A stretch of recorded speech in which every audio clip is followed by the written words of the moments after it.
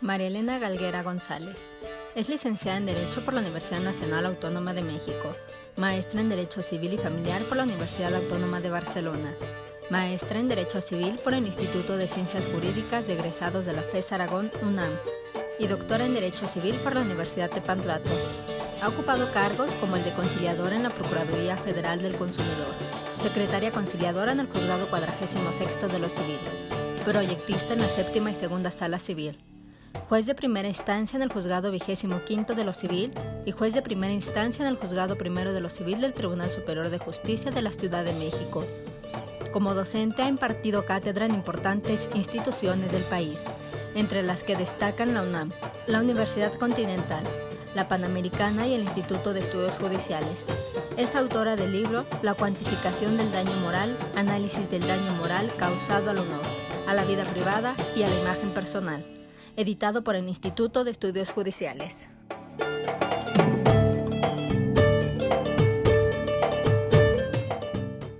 Nos tocó esta adecuación de la ley de extinción de dominio y pues con mucho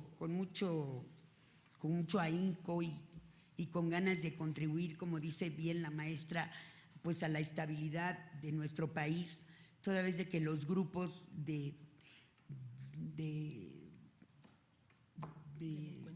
la delincuencia organizada, pues la verdad le han infligido flagelos a nuestra sociedad de todos tipos. Y entonces, bueno, pues la manera que se ha pensado de desarticularla es justamente esta figura de la extinción de dominio. Esta figura nace en Italia como consecuencia de estar previendo de qué manera desarticular a la mafia italiana que tenían allá, la Cosa Nostra, que bueno, era una organización delincuencial muy importante a nivel mundial. Y entonces a los italianos se les ocurre llevar a cabo esta norma, esta ley, y después es de alguna manera importada, por llamarlo así, a Colombia, porque bueno, allá en Colombia también tuvieron grandes delincuencias organizadas, y entonces pues la adopta Colombia, claro, con su tropicalización necesaria, y es así como, teniendo mucho éxito tanto en Italia como en Colombia, llega a México en el 2009. Y entonces, bueno, pues también aquí en México se tropicaliza, es decir, se adecúa a nuestra etnología, y entonces la empezamos a aplicar. ¿Qué es la extinción de dominio? La extinción de dominio es una acción civil, es un juicio que prevé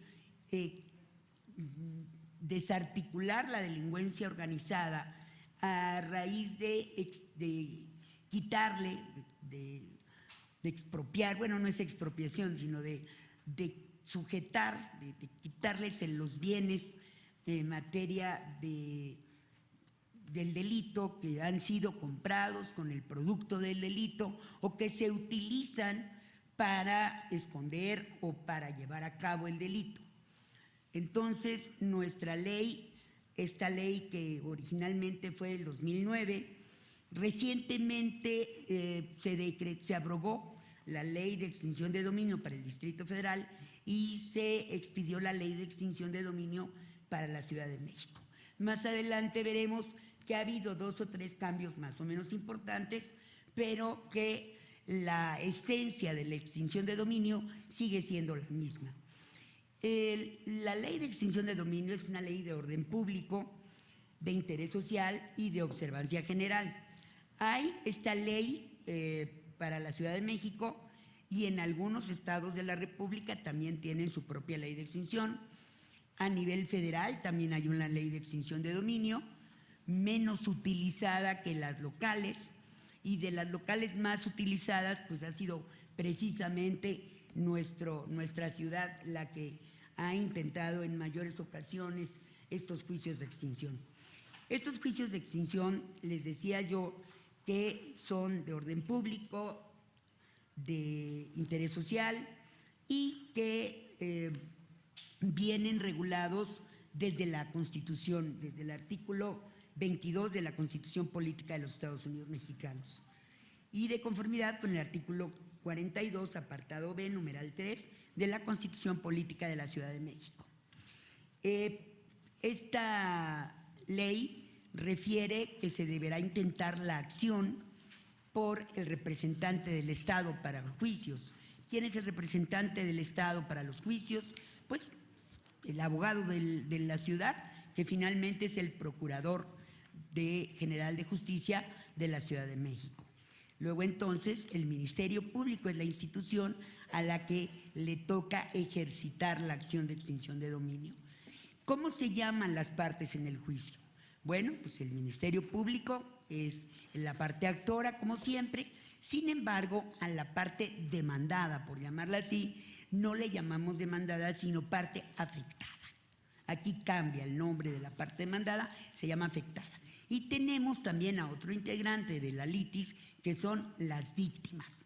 Porque esta ley, aparte de tratarle de quitar los bienes obtenidos con el producto de los ilícitos a los delincuentes, sobre todo a los delincuentes organizados, también tiene como objetivo el resarcir o indemnizar a las víctimas de los delitos que son materia de la Ley de Extinción de Dominio.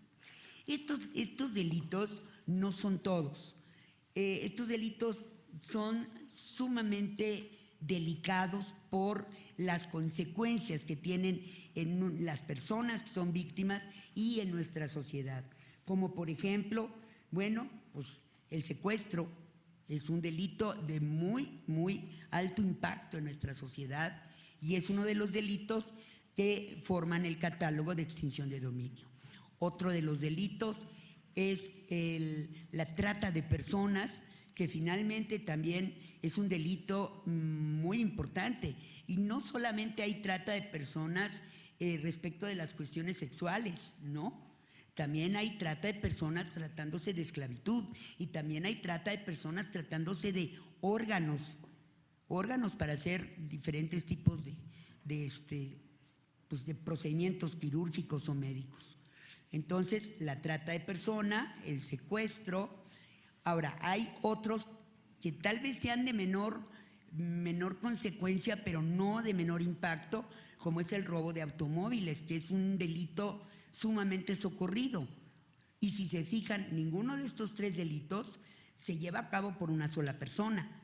Todos requieren de dos o más participantes que tienen que coludirse, tienen que trabajar en organización para poder llevar a cabo el perfeccionamiento de estos ilícitos. También está otro delito que impacta mucho a la sociedad y que es el narcomenudeo, es decir, el tráfico de estupefacientes a nivel menudeo. También tenemos entonces al narcomenudeo y al enriquecimiento ilícito. Obviamente estos delitos pues son parte de la delincuencia organizada y se trata de desarticular o de desmotivar al delincuente, pues quitándole los bienes que son producto del ilícito, ¿sí? ¿Cómo sabemos cuáles son esos bienes productos del ilícito?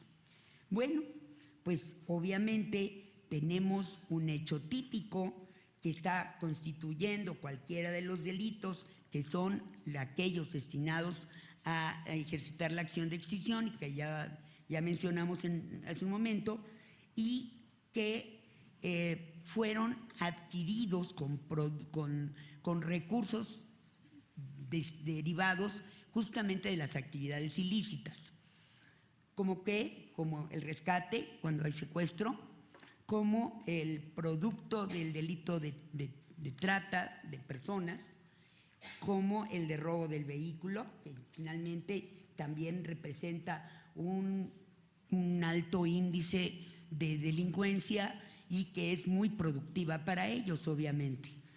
Y entonces se determina que estos ilícitos se deben cometer en cierto lugar, y ese lugar finalmente puede ser un inmueble que esté adecuado ya sea para resguardar los automóviles robados o para que las personas tratadas cumplan con la función que les es encomendada por los tratantes, o bien los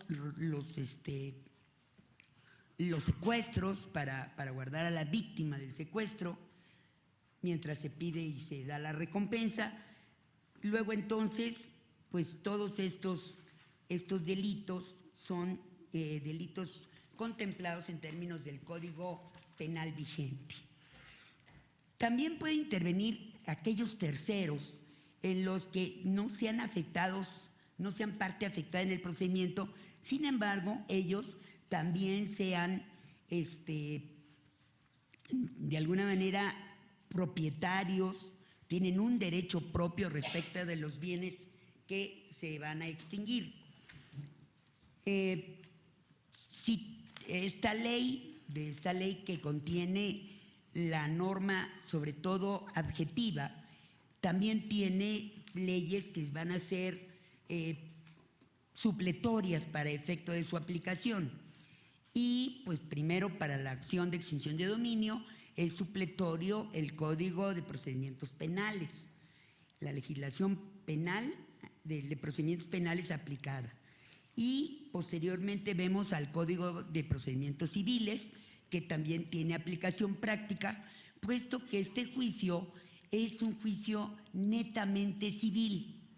Es decir, si bien es cierto que es un hecho ilícito por el que se va a dar pie a una extinción de dominio, no menos cierto resulta que esta acción civil es totalmente autónoma y desprendida del juicio penal, y que actualmente basta que haya un auto de sujeción a proceso penal para que pueda el Ministerio Público ejercitar la acción de extinción de dominio, ¿sí?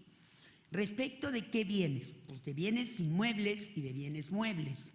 De bienes inmuebles, cuando esos bienes inmuebles han sido utilizados para la comisión del delito, ¿sí? El lugar en donde se hace efectiva la trata de personas, o bien en donde se tiene a la víctima del secuestro, o donde se esconden los automóviles robados, ¿sí?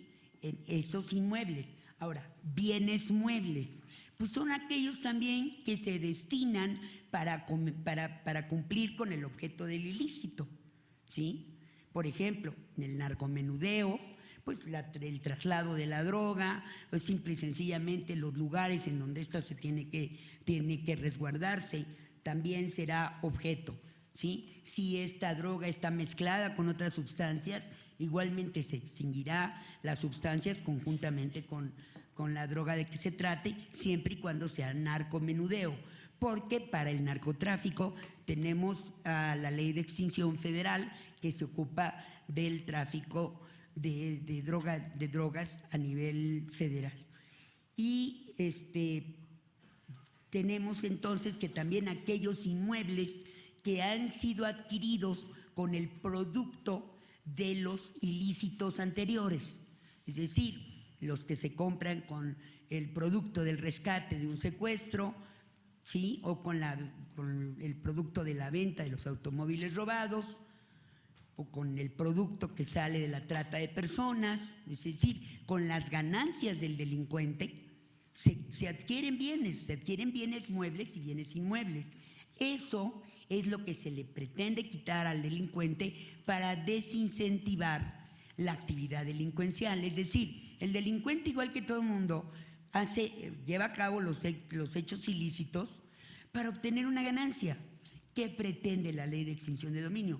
Quitarles esa ganancia sin contraprestación alguna para el Estado, y que formen parte ya esos bienes del Estado, que el Estado sea quien los destine a cuestiones de orden público, ¿sí? Y justamente el destino de los bienes de extinción de dominio se va a repartir entre la Procuración de Justicia, es decir, la Procuraduría General de Justicia de la Ciudad de México, y la Secretaría de Seguridad también de la Ciudad de México. Es decir, el destino de los bienes materia de extinción viene a provocar un bienestar a la sociedad. Esa es la finalidad de la extinción de dominio. Ahora bien, ¿cómo es que se inicia un juicio de extinción de dominio? Un juicio de extinción de dominio tiene su origen en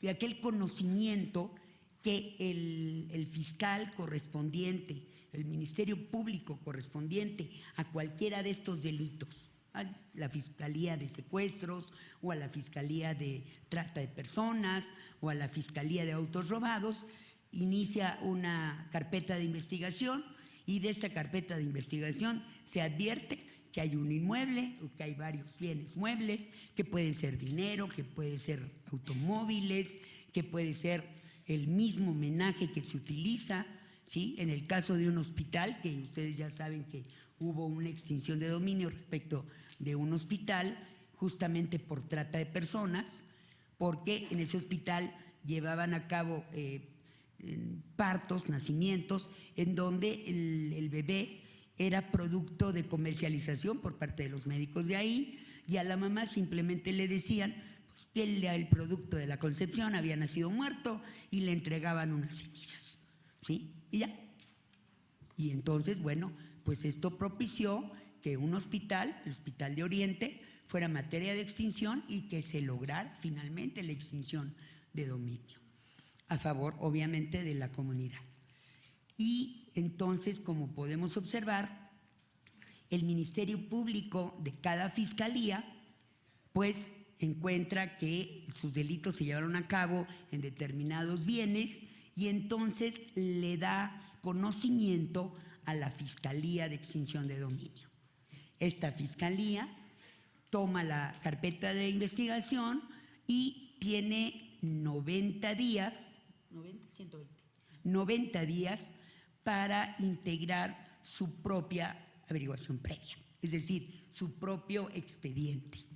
Y con ello, una vez que tiene ubicado el inmueble, el registro, la inscripción en el registro público, a quién le pertenece, el nombre de la persona, el domicilio de la persona, en fin, todos y cada uno de los datos que le van a permitir colmar el artículo 255 del Código de Procedimientos Civiles, es decir, la potestad de ejercitar acción mediante una demanda que cumpla todos los requisitos del 255, ¿sí? Es decir, el nombre del afectado, el domicilio, qué acción se intenta, sobre qué bienes se intenta, su documento base de la acción, obviamente será la carpeta de investigación y sobre todo el auto de vinculación a proceso, ¿sí? Porque ese auto de vinculación es el que nos va a permitir a nosotros decir sí, sí es factible iniciar la acción,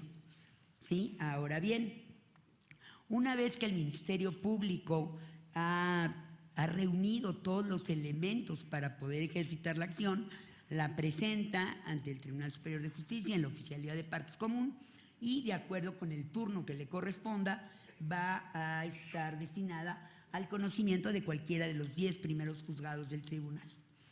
¿Por qué solo 10? Bueno, porque son 10 los juzgados que se han especializado en esta materia. Entonces viene con esta acción que es de carácter real porque lo que se persigue es la extinción del dominio a favor del Estado sin contraprestación alguna. Es decir, no se le va a dar ninguna contraprestación al propietario de estos bienes que son materia de la extinción de dominio y que fueron utilizados o que son producto de los hechos ilícitos materia del delito de cualquiera de los que tenemos en nuestra gama. Ahora bien, nosotros para iniciar el juicio tenemos que checar que todos los bienes que estén dentro de la extinción pues sean bienes perfectamente bien detallados, es decir, si se trata de un inmueble, pues que la dirección esté exacta, que se acredite que está inscrito en el registro público de la propiedad, que se acredite que en el registro público de la propiedad está la persona que va a resultar afectada en el juicio, Es decir, no puede demandarse aquel que dice que tiene un contrato privado de compraventa, ¿no? Tenemos que demandar en la acción de extinción de dominio al que aparece como propietario en el registro público de la propiedad, ¿sí? Y dirán ustedes, bueno, ¿y qué sucede si el que aparece en el registro público de la propiedad ya falleció? Bueno, pues entonces tendrá que venir el legítimo representante de una sucesión, que es ni más ni menos que el albacea. Y dirán, bueno, ¿y si esta persona falleció y nadie ha estado interesado en tramitar el juicio sucesorio, pues para que se designe un albacea, ¿qué se puede hacer? Pues igualmente el Ministerio Público, que así también es titular de la acción de extinción de dominio, pues también con ese interés jurídico puede comparecer ante el juez de lo familiar a denunciar pues, el intestado, ¿verdad? El intestado de entrada, o sea, a lo mejor luego se encuentra un testamento, pero por lo pronto podrá comparecer con el acta de defunción de la persona que aparece como dueña y con el interés jurídico que le da el hecho de necesitar promover la extinción de dominio para que pueda existir un albacea. Y dirán ustedes, bueno, y si no se conoce a la familia, pues ¿cómo le van a hacer para designar ese albacea? Bueno, pues tenemos que hay albaceas, cargo de albaceas que tenemos nosotros dentro de nuestros auxiliares de administración de justicia. Luego entonces, de acuerdo con la lista que maneja el Consejo, pues se le nombrará a una persona que se designe como albacea y tendrá derecho a cobrar sus honorarios, ¿sí? Finalmente. ¿Quién los va a pagar? Pues justamente de la extinción de este bien, pues se podrán sacarse los recursos necesarios para pagar. Ahora bien, previamente, y esto ya es una costumbre, previamente a la acción de extinción de dominio, cuando se va a la fiscalía a detener o a investigar este delito recién cometido, lo que se hace es que el Ministerio Público asegura el bien inmueble o los bienes muebles que se utilizaron para la comisión del ilícito. Si se trata de trata de personas, pues el inmueble en donde prestaban sus servicios puede ser un hotel, puede ser una casa, o también en el caso del secuestro, pues el inmueble en donde guardaban a la víctima, en donde la resguardaban. Si se trata del robo de automóvil, pues también tenemos que el lugar en donde estaba guardados los vehículos. Es decir, nos van a asegurar desde el momento en que se denuncia y se empieza a investigar el delito, va a asegurar el Ministerio Público el bien, los bienes muebles o los inmuebles, y los van a tener resguardados para que cuando se ejercite la acción de extinción de dominio sea el juez el que le dé la custodia de esos bienes, la administración y custodia de esos bienes a la Oficialía Mayor del Gobierno de la ciudad. Es decir, la Oficialía Mayor del Gobierno de nuestra ciudad va a ser el cuidador y el administrador de estos bienes, cuando sean bienes muebles o inmuebles. Cuando se trate de bienes muebles como vehículos o de dinero que haya que resguardar, o inclusive pudiera ser joyas, entonces quien los va a resguardar es la Secretaría de Finanzas de nuestra ciudad. Ellos son los que se van a encargar de los bienes muebles. Aquí hay que hacer una acotación. Cuando se aseguran los bienes inmuebles, por ejemplo, puede ser un bar, como puede ser un hotel, se aseguran por el Ministerio Público y en el juicio el juez ordena ponérselo en depósito al oficial mayor. Estos bienes inmuebles obviamente que tienen el menaje propio de su función, es decir, los hoteles pues, tienen recámaras, tienen camas, tienen tocadores, tienen sillas, tienen televisiones, ¿sí? Todos estos objetos forman parte del menaje del inmueble. Esos no se toman y se le dan a la Secretaría de Finanzas, sino que esos se resguardan conjuntamente con el inmueble, ¿sí? Porque de lo contrario, pues imagínense en qué bolsa iban a caber todo el menaje de un bar o todo el menaje de un hotel. Sería imposible. ¿Dónde lo tendría que guardar la Secretaría de Finanzas? Entonces, para no impedir el buen funcionamiento del inmueble y sobre todo que pudiera darse además una reconstrucción de los hechos, porque acuérdense que solamente requerimos del auto de vinculación a proceso para que se pueda iniciar la extinción de dominio. Luego entonces puede todavía durante el procedimiento ordenarse una inspección judicial por el juez penal. Y entonces nosotros debemos tener aquel inmueble en las mismas condiciones en las que se cometió el delito.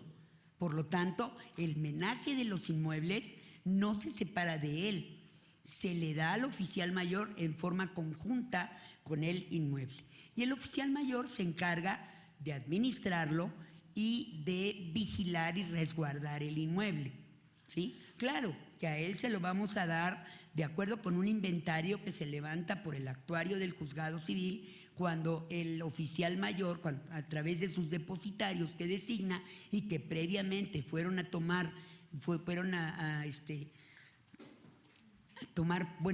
posesión, fueron a protestar el cargo ante el juzgado. Entonces, pues en una diligencia se acude con el juez y con el secretario de acuerdos al inmueble, y entonces ahí físicamente se le da la posesión al depositario que nombró el oficial mayor, en el entendido de que el oficial mayor del gobierno de la ciudad, bueno, pues tiene múltiples asuntos y entre ellos debe tener el designar los depositarios que le va a tocar ya físicamente resguardar cada uno de estos inmuebles. Asimismo, tiene los elementos de seguridad para que estos inmuebles estén debidamente resguardados, cuidados. En fin, eso ya es un poquito más adelante. ¿Qué sucede con la extinción de dominio respecto de los bienes decomisados por la autoridad judicial? Esos bienes no procede su extinción de dominio porque ya están decomisados a favor del Estado por la propia autoridad judicial, es decir, ya no es necesario que el juez haga ninguna previsión sobre de ellos, pero pues, obviamente que los bienes decomisados pues serán las armas, a lo mejor el dinero, a lo mejor algunos bienes muebles, pero no los inmuebles. Los inmuebles realmente no son materia de decomiso. Entonces aquí lo que se hace es justamente proceder a la extinción de dominio sobre aquellos inmuebles que sirvieron para dar lugar a la comisión de los delitos de los que platicamos. Ahora bien, esta información que se genere en los juicios de extinción, acuérdense que hay una ley de transparencia e información pública. Ustedes saben que las personas, cualquier persona, puede venir a pedir información sobre determinado procedimiento, sobre determinados juicios, y bueno, el juez tendrá que determinar de qué tipo de información son, si se le puede dar a todo mundo, si nada más pueden intervenir las partes. Si ya son sentencias definitivas firmes, pues ya las puede conocer cualquier persona. Sin embargo, la información que se derive de los juicios de extinción, esa información debe declararse reservada, ¿sí? Reservada y confidencial por el juez de extinción de dominio. Es decir, esa información no es posible de dársela a cualquier persona que la solicite. Ahí no se puede. Ahora bien, ¿qué bienes son específicamente los que se van a dar en extinción de dominio? Aquellos que sean instrumento, objeto o producto del delito. Ya les quedó muy claro esto, ¿verdad? y aquellos que aún no siendo instrumento ni objeto del delito, pero que hayan sido utilizados o destinados a ocultar o a mezclar bienes productos del delito, siempre y cuando reúnan los extremos de que se tengan elementos suficientes para determinar que ellos fueron usados en el delito que sucedió. Y aquellos que fueron utilizados para la comisión del delito por un tercero, si su dueño tuvo conocimiento de ello y no lo notificó a la autoridad o hizo algo para impedirlo. Y aquellos bienes que estén intitulados, es decir, a nombre de terceros, pero que existan suficientes elementos para probar que son producto del delito patrimonial y el acusado por estos delitos se comporte como el dueño del inmueble. Pueden estar a nombre de otra persona, acuérdense de la figura del testaferro o prestanombre, que pues se los ponen a nombre de ellos, pero que finalmente sí pertenecen al delincuente. Y de eso se trata, de desarticular la comisión del delito, justamente quitándoles el patrimonio del delito. Ahora bien, este juicio tiene como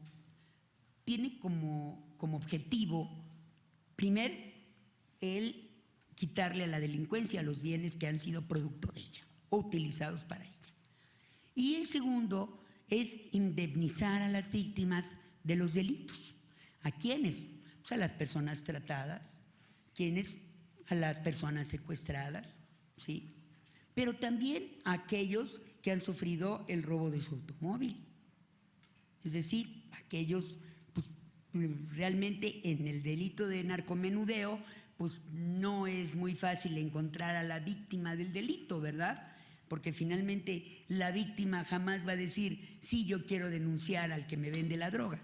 Eso no se da realmente en nuestra sociedad. Pero finalmente en los otros delitos sí hay víctimas y uno de los objetivos de este juicio es tratar de indemnizarlas a ellas justamente con una compensación económica que, bueno, pues les ayude un tanto cuanto a superar la situación que han vivido. Ahora bien, el mismo juez que lleva el juicio de extinción de dominio también tiene la facultad de fijar la reparación del daño para la víctima o el ofendido del delito, ¿sí? Y ahí se aplicarían las reglas justamente del derecho civil, tratándose de responsabilidad civil y tratándose, pues, por supuesto, de daño moral. Y ahí el juez es el que tiene que determinar el quantum indemnizatorio para la víctima o para el ofendido. Y si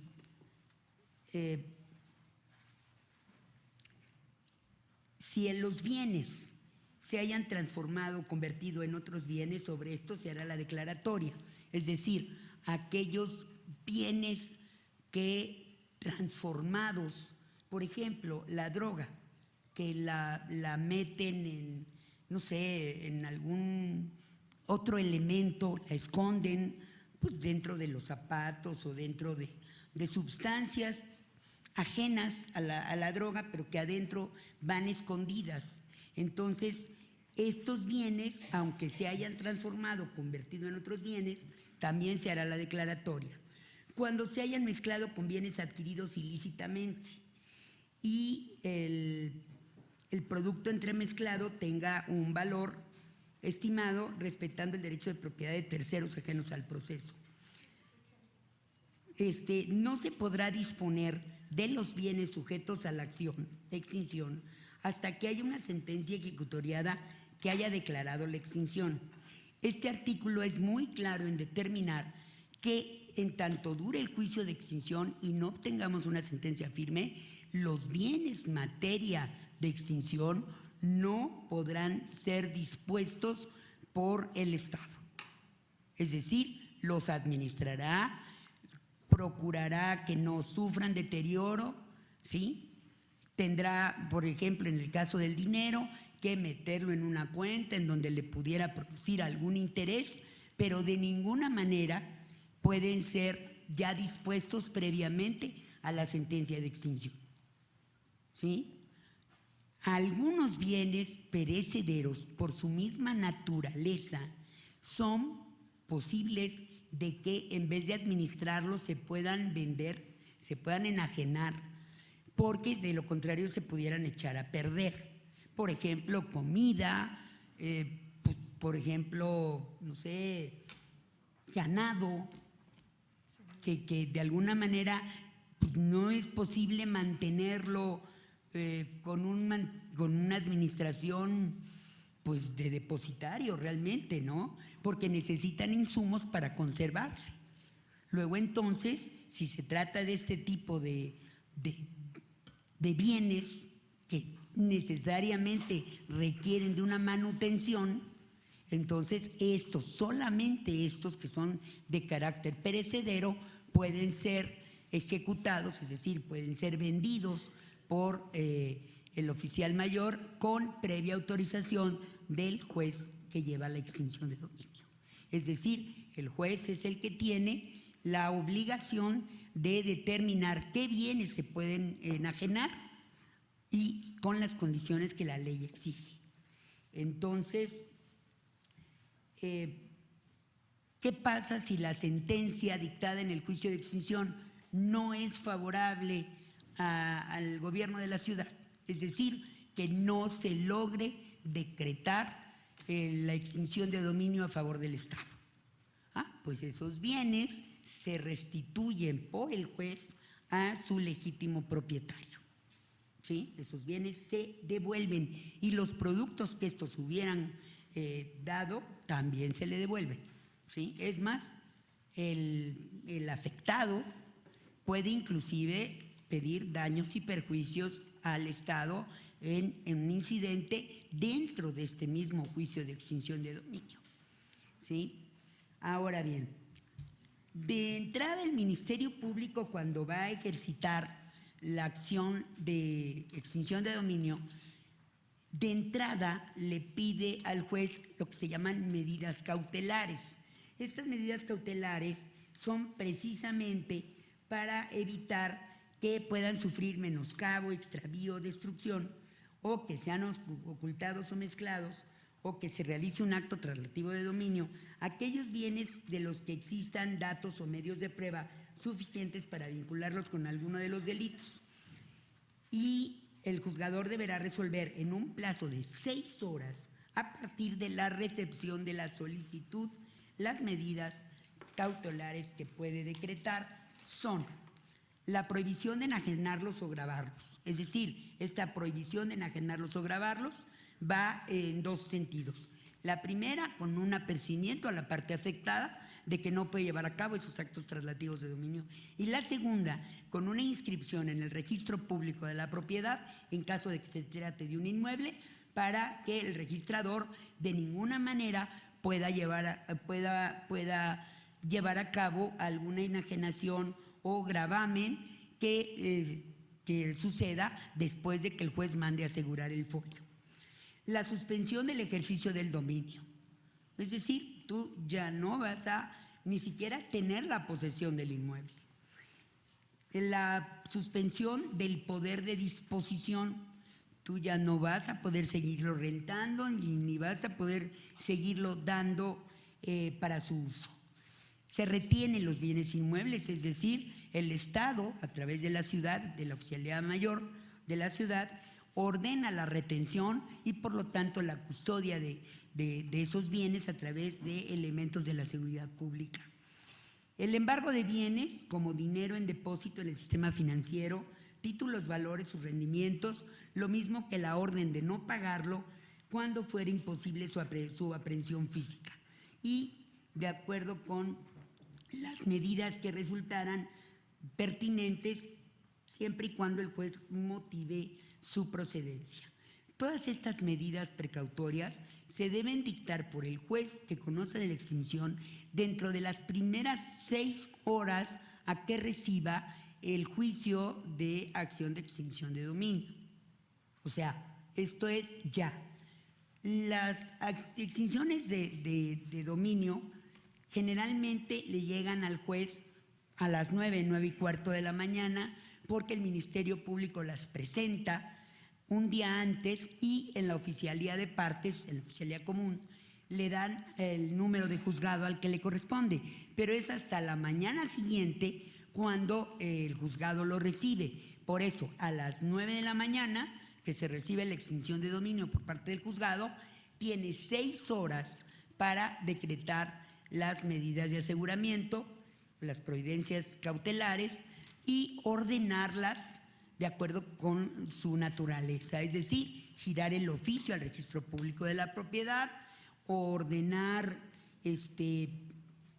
la notificación a las personas que pudieran disponer del inmueble o el embargo, inscribir el embargo o mandar a retener los bienes embargados cuando se trate de una cuenta en banco, de inversiones en el banco, que déjenme decir las que dicen, no he visto ninguna, porque generalmente lo que nos llegan son pues, bienes inmuebles y nos llegan pues, bienes muebles como los automóviles o cantidades de dinero que finalmente se entregan a la Secretaría de Finanzas y que ella pone en una cuenta aparte cada producto de la extinción y que pues lo ponen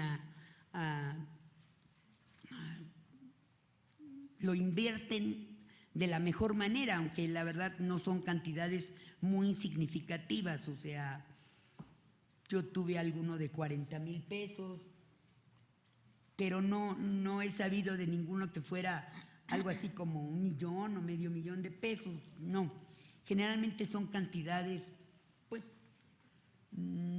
que no rebasan los 100,000 pesos. Pero en fin, estas cantidades se le hacen llegar a la Secretaría de Finanzas y el Ministerio Público nos las entrega cuando nos manda el juicio de extinción de dominio. Ahora bien, las medidas cautelares obligan a los propietarios, a los poseedores, a aquellos que se ostenten como dueños, depositarios, interventores, administradores, albaceas o cualquier otro que tenga algún derecho sobre esos bienes. Y estas medidas no implican ni modificación alguna a los gravámenes existentes ya con anterioridad. La Secretaría de Finanzas también debe preferentemente a establecer sobre los bienes sujetos a medidas cautelares, a constituir fideicomisos de administración cuando la cantidad es de tal manera importante que permita la creación de un fideicomiso. Cuando no, bueno, pues entonces nada más está obligada a celebrar otros contratos que mantengan la productividad y el valor de los bienes o que aseguren su uso en atención al destino que señala la ley, debiendo informar al juzgador de su administración. Igual obligación tiene el oficial mayor respecto de los bienes inmuebles que son materia de depósito y que están bajo su cuidado. En todos los casos, el fiduciario tiene derecho a sus honorarios y los costos de administración que realice con cargo individualizado a los bienes administrados o a sus productos. Es decir, un fideicomiso solamente se podría formar con bienes muebles consistentes en dinero y que obviamente permitan que el fiduciario pueda ser pagado para que maneje este fideicomiso. Desgraciadamente en nuestra ciudad no hemos contado con alguna extinción que nos arrojara una suma bastante como para crear un fideicomiso. Así es que, por lo menos hasta donde yo sé, no se ha ordenado crear ningún fideicomiso. Y sí, la Secretaría de Finanzas, bueno, pues se le entrega el dinero y ella pues abre una cuenta individual por cada cantidad que se le entrega, pero a veces la cantidad es tan pequeña pues que nos damos de santos de que en vez de producir intereses no nos cobren dinero por su depósito. O sea, porque pues sí, finalmente el banco, pues ni como cuenta de ahorro, ¿verdad? Y además dice la ley que la tiene que depositar como en una cuenta de inversión. Y bueno, pues tenemos algunas extinciones de dominio con 6,000 pesos o hasta menos, que pues la verdad no es una cantidad significativa ni posible para determinarle una inversión. Pues eso no se podría hacer. Ahora bien, mientras esos recursos en numerario o títulos financieros se encuentren sujetos a las medidas cautelares, los gastos, la Secretaría de Finanzas, estará obligada a abrir una cuenta individualizada. Ya les dije que esto es muy complicado, sin embargo lo ha logrado hacer Finanzas. Y previa autorización del juez, los bienes fungibles de género, muebles susceptibles de deterioro o pérdida, en adición a los anteriores que determine Finanzas, podrán ser enajenados al mejor postor o en condiciones de mercado cuando fuere el caso. La dependencia, o sea, Secretaría de Finanzas, administrará el producto líquido de acuerdo con las normas vigentes y le informará tanto al Ministerio Público como al juez. Los bienes inmuebles siempre se administrarán y custodiarán, ya saben, por la Oficialía Mayor, y siempre nos tendrá que informar a los juzgadores y al Ministerio Público lo que se ha hecho con ellos. Ahora bien, durante el procedimiento de extinción de dominio, el Ministerio Público puede pedir la ampliación de esas medidas cautelares respecto de los bienes que hayan sido materia de la acción. También se puede solicitar las medidas cautelares con relación a otros bienes sobre los que no se hayan solicitado en un principio, pero que sí formen parte de los bienes que pretende extinguir a favor del Estado el Ministerio Público. Obviamente, la ampliación de estas medidas cautelares puede ordenarse por el juez siempre y cuando sean antes de cerrar la instrucción. Acuérdense que el cierre de instrucción se da cuando ya se desahogaron las pruebas, cuando ya a las partes se les permitió alegar, aunque fuera verbalmente, y que ya el juez tiene todos los elementos para poder determinar en sentencia lo que va a proceder. Entonces, antes del cierre de instrucción pueden ampliarse medidas cautelares. Después de esto ya no es posible. ¿Sí? Ahora bien, el juicio de extinción de dominio, ya les dije que lo primero es simple y sencillamente atenerse al artículo 255 del Código de Procedimientos Civiles, es decir, Ministerio Público tiene que ser especializado en la materia. Las personas que se autoricen para intervenir dentro del juicio tendrán que ser ministerios públicos que han tomado la especialización, el curso de especialización de extinción, y que la propia Procuraduría les ha dado un reconocimiento de que han tomado el curso y que por lo tanto están especializados en la materia.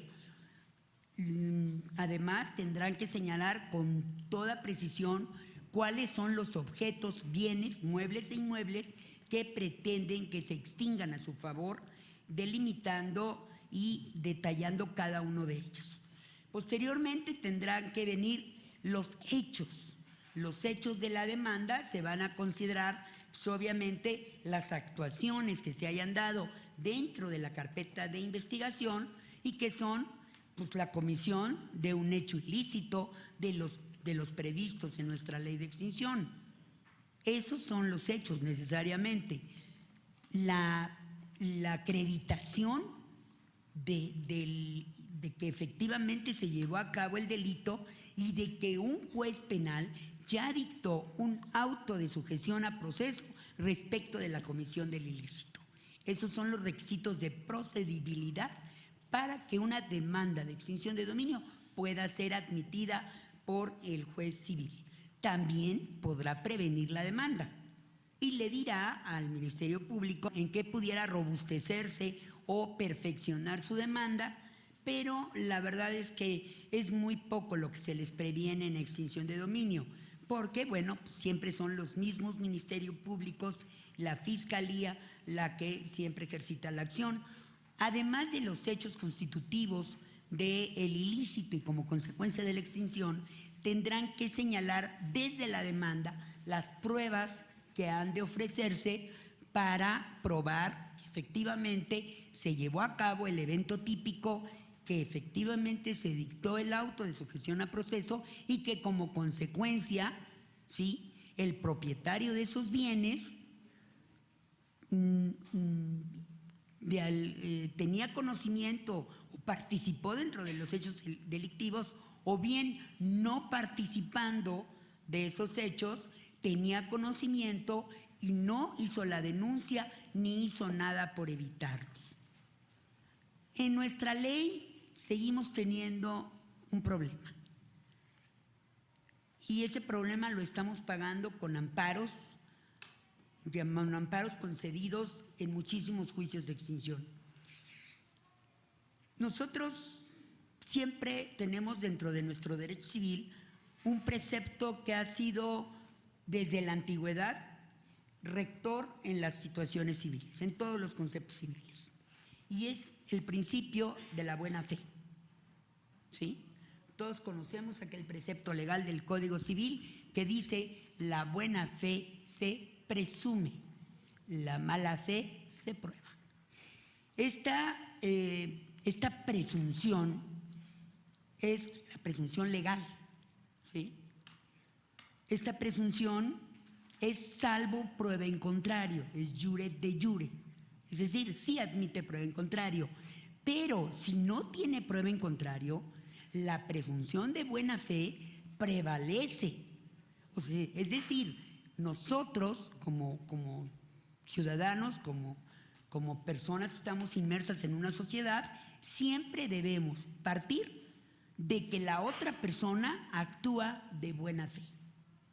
Es decir, aquí el afectado es el propietario de los bienes, ¿sí? Y si no lo tenemos como participante dentro del ilícito, bueno, pues todos pensaríamos que él actuó de buena fe. ¿Y a quién le correspondería probar su actuación de mala fe o que él tenía conocimiento del delito y no lo denunció o no lo evidenció o simple y sencillamente no hizo nada para evitarlo? ¿Quién tendrá que acreditarnos ese extremo?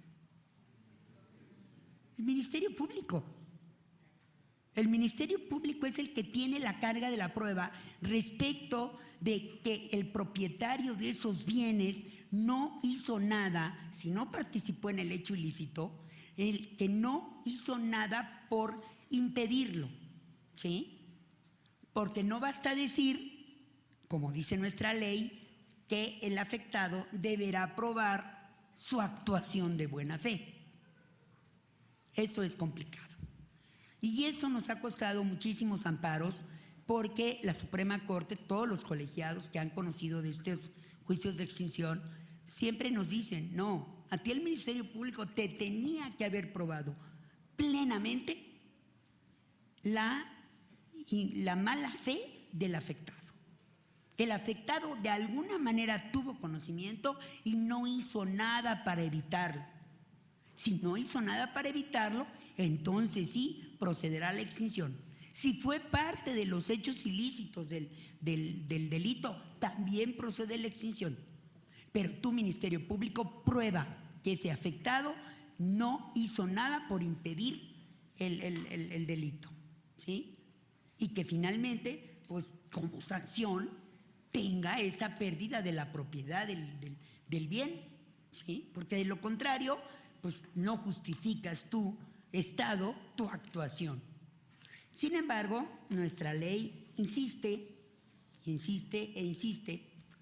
en que el afectado deberá probar su actuación de buena fe. Y bueno, pues ahí andamos jalando con el Ministerio Público, tratando de que pues cada día más ya lleguen elementos de juicio que nos permitan tener por acreditada pues, o la participación o el silencio del propietario, de alguna manera con complicidad, para que se lleve a cabo el hecho ilícito que va a dar lugar a la extinción de dominio. Ahora bien, el juicio de extinción, una vez admitida la demanda, va a ordenar que se emplace al afectado o a los afectados y que se llamen a juicio para que contesten la demanda. Todos y cada uno de los pasos del juicio de extinción de dominio son prácticamente los mismos de una demanda ordinaria civil en tratándose de juicios ordinarios civiles. O sea, realmente vamos a tener la contestación de la demanda. Claro, aquí no va a haber audiencia previa de conciliación, pero sí va a haber un auto admisorio de pruebas. El afectado podrá poner todas las excepciones que tenga y el juez pues estará resolviéndolas pues cuando resuelva finalmente la acción. Aunque puede haber excepciones procesales, pero pues el juez prácticamente va a resolverlas de forma lo más rápida posible. Las garantías de los derechos que tienen los afectados, los terceros y las víctimas y los ofendidos en este procedimiento es que se debe respetar el debido proceso. Es decir, se permita al afectado, a los terceros, a las víctimas, a los ofendidos, comparecer en el procedimiento, oponer excepciones y defensas, presentar pruebas e intervenir en su preparación y desahogo, así como los demás actos procedimentales que estimen convenientes. Es decir, las pruebas pueden ofrecer todas mientras no estén prohibidas por la ley. Y durante el procedimiento, el juez garantizará y protegerá que los afectados puedan probar la procedencia lícita de sus bienes, su actuación de buena fe, así como que estaba impedido para conocer su utilización ilícita, o que los bienes materia del procedimiento no son de los señalados en el artículo 5º y que respecto de los bienes sobre los que se ejercitó la acción se ha emitido una sentencia firme favorable dentro del procedimiento de un procedimiento de extinción de dominio por identidad respecto a los sujetos. También se garantizará que los terceros ofrezcan pruebas conducentes para que se reconozcan sus derechos sobre los bienes materia de la acción y las víctimas o personas ofendidas únicamente en lo relativo a la reparación del daño cuando comparezcan para tales efectos. Ahora bien, la persona afectada lo puede solicitar por cualquier medio que el juez le designe a un defensor de oficio. Y entonces ese defensor de oficio pues realice todas las diligencias para efecto de que se le garantice una defensa adecuada. Luego entonces ya vimos que el procedimiento de extinción de dominio sigue las mismas reglas de un procedimiento de un juicio ordinario civil, prácticamente los mismos términos, y tenemos que al final va a dictar el juzgador una sentencia en donde se decrete la extinción de dominio a favor del Estado sin contraprestación alguna para el afectado, o bien se absuelva al afectado y se ordene la restitución de sus bienes. La ejecución de la sentencia de extinción de dominio, pues realmente es muy sencilla. Ya generalmente el bien está asegurado y cuando el bien no esté asegurado porque se hayan quedado algunas personas de depositarias designadas por el propio juzgador, entonces, bueno, se ordenará lo conducente para desocupar los bienes y que estos ya puedan ser tomados por el gobierno de la ciudad a través de la Oficialía Mayor para que ya se disponga su utilización para el bien común.